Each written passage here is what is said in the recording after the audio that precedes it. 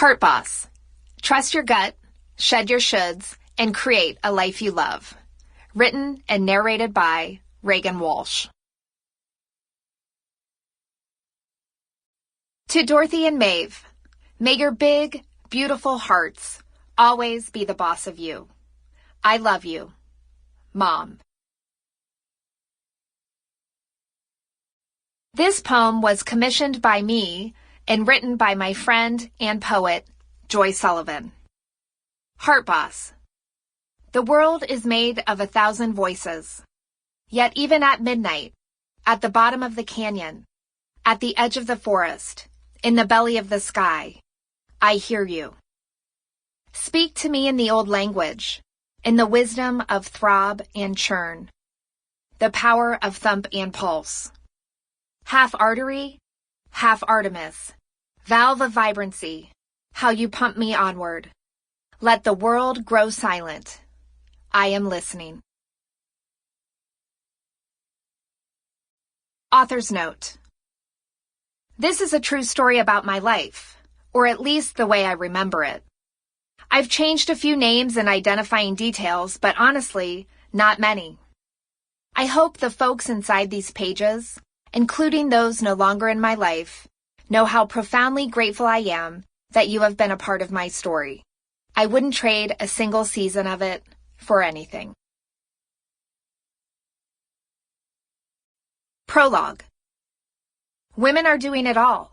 Running companies, nurturing marriages, raising kids, volunteering on boards, and still making Pinterest-perfect cupcakes for the class party. Thank you very much. But we're exhausted.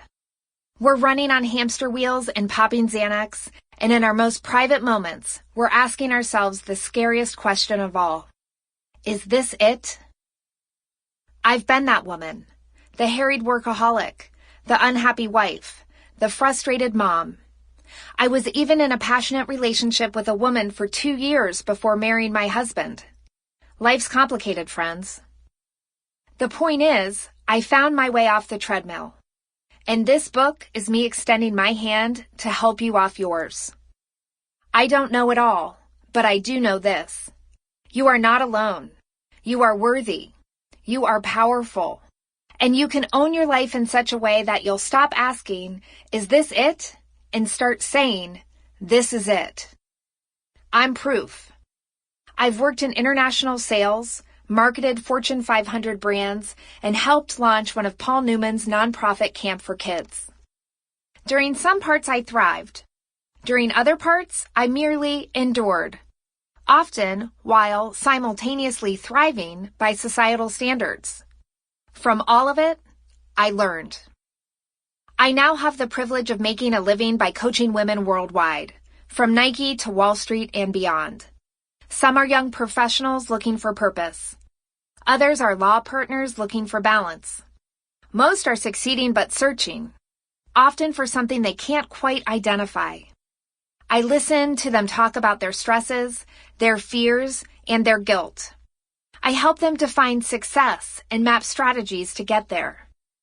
I guide them in prioritizing what matters so they can learn to own their own lives. I encourage them to shed their shoulds, make their yeses count, and always take the next best step. I laugh with them, I cry with them, I root for them. I'm not perfect. There are days I fail, nights I can't get my girls to bed fast enough so I can have some silence and wine. Weeks that feel like punches to the professional gut. Truth is, I don't always love motherhood. I sometimes break up with clients. There are weeks the nanny gets sick and my husband is out of town and I have to figure shit out because I'm the CEO of my company and my family and it's really hard. All of which you know because you're living it too. But I love my life. My work is purpose-driven and joy-filled, and the Sunday scaries are no longer a thing. My lover and I take amazing getaways and then get to go home together and parent our babies. My babies are almost out of the toddler years, thank God, which I think means I get to stop carrying so much stuff everywhere we go, and they'll eventually do things while not attached to my leg. I nurture friendships that involve trips to wine country and laughing till we pee. I am not Sample complete. Ready to continue?